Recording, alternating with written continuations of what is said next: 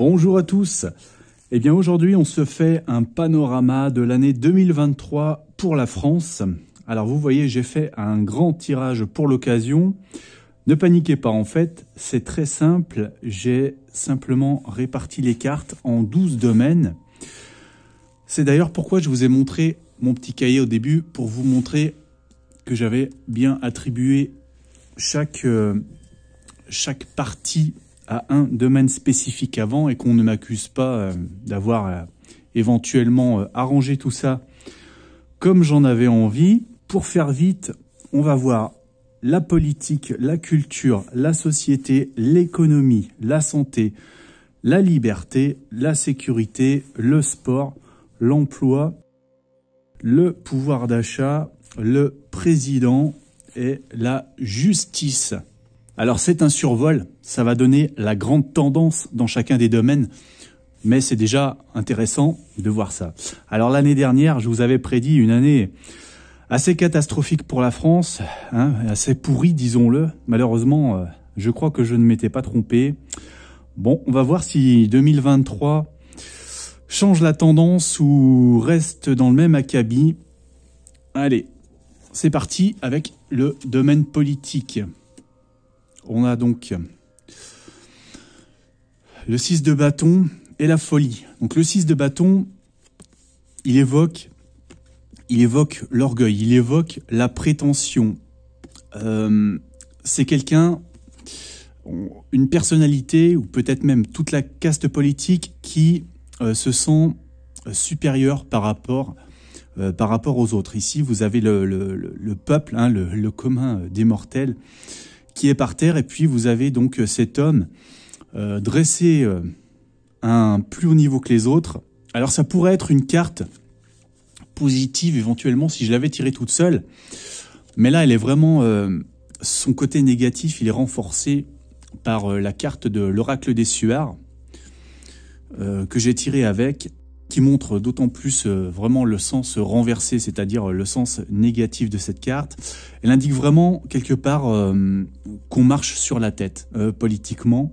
Et là, on a presque quelqu'un qui se prend pour un empereur. Vous voyez qu'il est affublé de sa couronne de laurier. On insiste bien sur ce détail. Cette carte, elle peut indiquer l'unanimité, le consensus dans son sens positif. Mais là, renforcée comme elle est, renversée, on est au contraire dans les idées de consensus brisé et de contestation du leadership quelque part.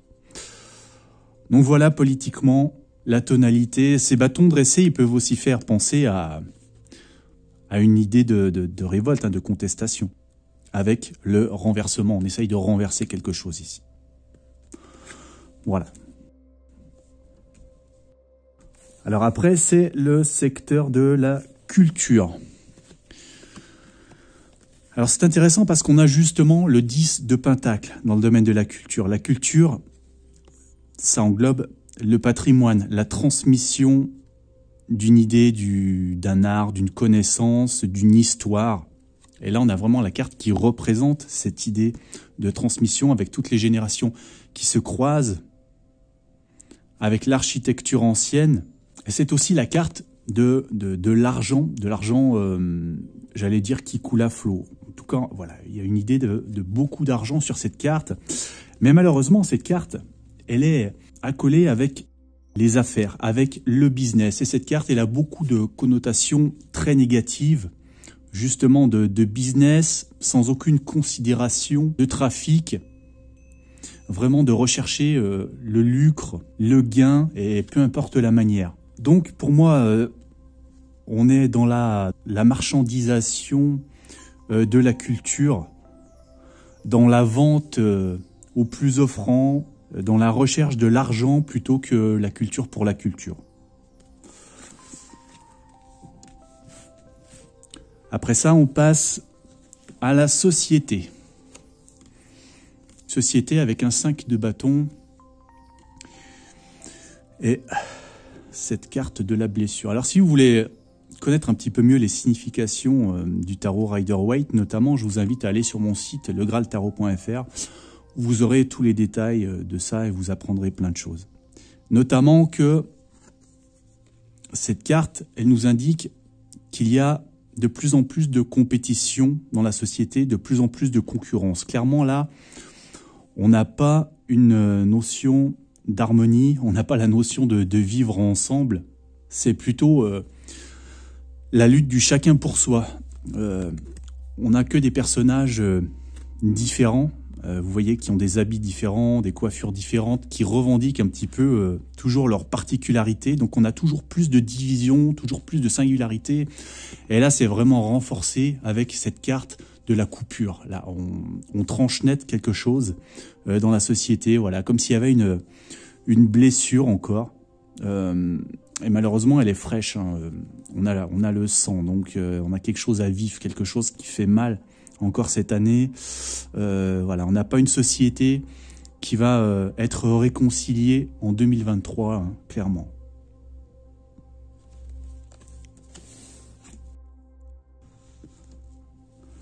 Après ça, on passe à l'économie, où c'est donc la Lune qui est sortie avec la pauvreté. Alors, niveau économique, la Lune, elle nous montre qu'il y a des faux semblants, qu'il y a des illusions, qu'il y a des choses cachées, qu'on essaye de nous faire prendre des vessies pour des lanternes, les chiens pour des loups. Voilà, la carte, c'est le domaine de l'illusion, hein, c'est la nuit, donc on n'y voit pas très clair, on essaye de nous cacher des choses, de nous faire prendre les choses pour plus belles qu'elles ne sont malheureusement, et la réalité, bah c'est que la pauvreté est en train de gagner du terrain malheureusement. Donc voilà, toujours beaucoup de non-dits autour de l'économie, on nous présente souvent des chiffres pour nous faire croire que tout va bien, j'ai l'impression, mais la réalité au grand jour, elle serait tout autre. Alors je suis en train de me demander si c'est bien le tirage de 2023 ou si c'est le tirage de 2022 que j'ai fait, parce que c'est tellement dans la continuité. Enfin bref. Domaine de la santé. Alors, là il pourrait y avoir du positif. Voilà, il y a plus une vibration positive qui ressort. À première vue, en tout cas dans ce domaine, on a la carte de l'As de coupe. Donc on a la carte d'un renouveau. Là, on a vécu des années très difficiles sur le plan de la santé. La carte de l'As de coupe, elle indique un nouveau départ. Et donc là, on a la carte aussi des nouvelles, justement. Donc on a deux cartes qui semblent indiquer un nouveau cycle, quelque chose de nouveau. Alors il y a aussi quelque chose d'intriguant, c'est que cet oiseau, il est en train d'apporter une hostie ici, vous voyez. Et cette hostie, elle ressemble très fortement à un médicament, hein, qu'on essaye d'amener comme ça, de nous faire prendre. Là aussi, on a la carte de la communication, des médias, hein, avec les réseaux de communication, avec les nouvelles, avec les messages qui circulent. Donc est-ce que cette année, il n'y a pas un nouveau médicament miracle que les médias essayent encore de nous vendre aussi, à grand renfort de communication? Voilà, c'est un peu toutes les idées qui s'entremêlent.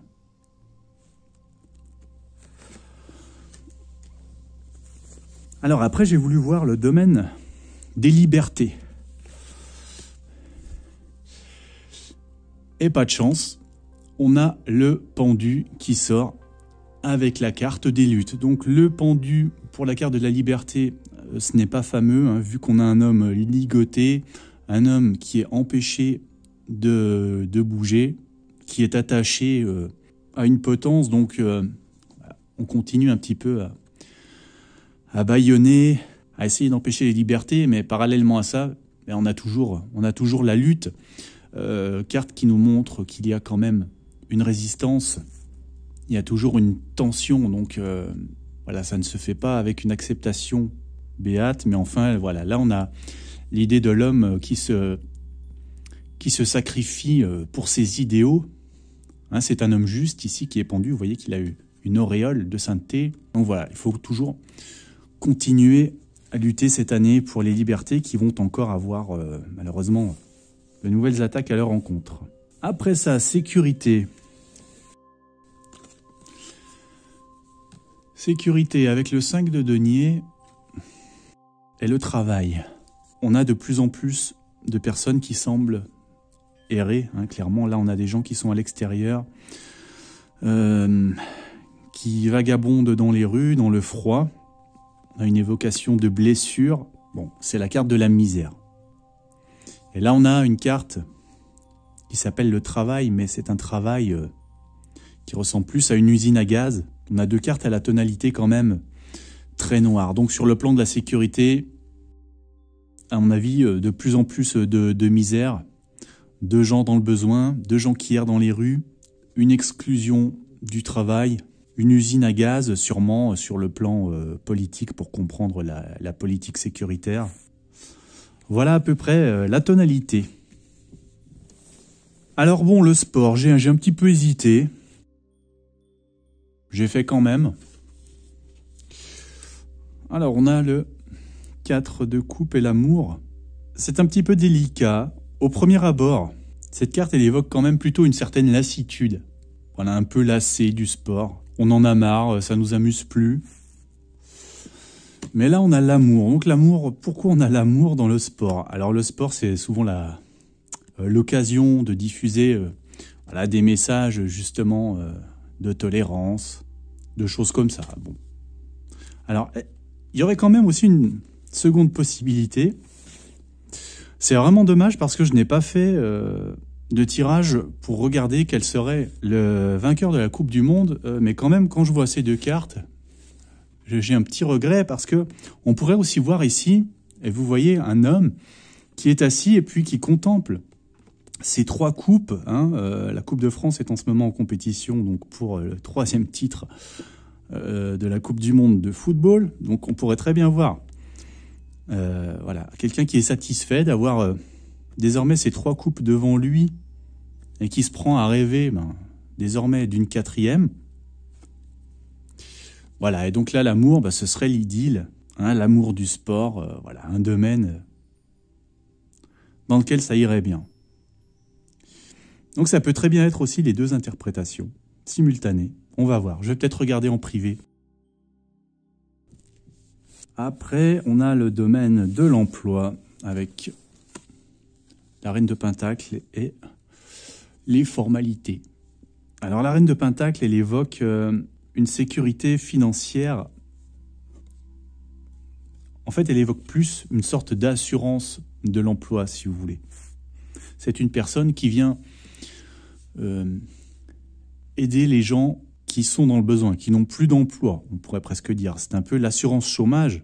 Mais malheureusement, cette carte, elle est accolée avec les formalités. Les formalités, c'est pas un petit dossier, c'est toute une pile de dossiers. Ça devient de plus en plus compliqué en réalité d'accéder à l'emploi, d'accéder à l'assurance chômage. Voilà, c'est de plus en plus dur. Il y a de plus en plus de dossiers, de candidatures qui s'entassent. Donc voilà, de plus en plus de monde qui recherche. Voilà. Et donc, on embraye sur le pouvoir d'achat. Le pouvoir d'achat, forcément, on a le sinistre. On a quelque chose qui est en train de s'écrouler, de tomber en lambeaux. Voilà, quelque chose qui avait été construit et puis malheureusement c'est en train de se délabrer. Et avec le valet de bâton. Alors le valet de bâton, il est un peu en train de regarder perplexe, impuissant, si vous voulez, cet effondrement. Le valet de bâton, c'est quelqu'un qui a envie d'agir. C'est quelqu'un qui veut mettre de la bonne volonté pour essayer de faire quelque chose, mais malheureusement, il n'a aucun plan. C'est quelqu'un qui manque d'expérience, quelqu'un qui veut bien faire, mais il fait un peu n'importe comment, et forcément, ses actions, finalement, elles ne mènent pas à grand-chose. Ah, donc toujours dur, pouvoir d'achat. Alors, j'ai voulu faire un domaine président, c'est-à-dire Emmanuel Macron. Cette année, qu'est-ce qui comment on peut synthétiser ça? Alors c'est intéressant quand même. J'ai le 6 d'épée et j'ai la ruine. Alors, là ce sont deux cartes qui indiquent un abandon, un renoncement. Le 6 d'épée, c'est clairement une fuite contrainte d'une situation. On tourne le dos à quelque chose, on baisse les armes. Hein, voilà, ça évoque une reddition, on tourne le dos au passé, hein, le passé qui est aussi évoqué ici par les anciens bâtiments, par la carte de la ruine. Alors, voilà, on a Macron qui semble donc tourner le dos à quelque chose. Alors de là à dire que c'est une démission, ce serait quand même assez inédit, mais en même temps, eh bien, ce bâtiment, il évoque aussi les institutions. Hein, c'est un temple, le temple de la République. Voilà, c'est un symbole républicain qu'on a ici. Cette personne, en même temps, elle tourne aussi le dos au passé pour essayer de reconstruire quelque chose ailleurs. Donc on peut très bien émettre l'hypothèse aussi que Macron, il démissionne, il abandonne son mandat pour pouvoir retourner mieux encore vers la tête de la République et pour pouvoir se représenter un troisième mandat. C'est une hypothèse qui a été émise par plusieurs hommes politiques. Il me semble qu'il y a quelque chose qui se passe ici. Voilà, on aura l'occasion de revenir là-dessus, de toute façon. Et le domaine de la justice, avec la papesse, la grande prêtresse, et la carte du regret. Alors, la grande prêtresse, on a justement quelqu'un qui est entre les deux piliers de la justice ici. Donc, qui prétend avoir des connaissances, avoir un pouvoir, avoir accès à des textes sacrés. Je fais référence, bien sûr, à tous les textes de loi, qui sont complètement abscons pour le commun des mortels. Donc, cette grande prêtresse, c'est pas la carte de la justice, c'est la carte de la grande prêtresse. Donc, malgré sa connotation de justice, il y a aussi la connotation de quelqu'un qui a des choses à cacher. Hein, on avait parlé de ça pour la Lune. La Lune, elle est présente ici. Donc, on a aussi la notion de quelque chose qui est mis sous le manteau. On ne connaît pas toutes les vraies raisons. Et on a aussi le milieu d'initié ici, hein, avec des symboles de la franc-maçonnerie, des vérités cachées. Et je dirais qu'on a une sorte de mea culpa. Vous voyez qu'on a le regret. Donc, on nous joue un petit peu des violons. Voilà, on a fait des erreurs. C'est aussi un petit peu les grandes questions existentielles ici. L'examen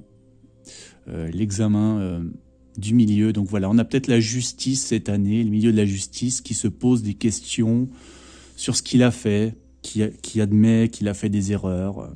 Voilà, un repentir.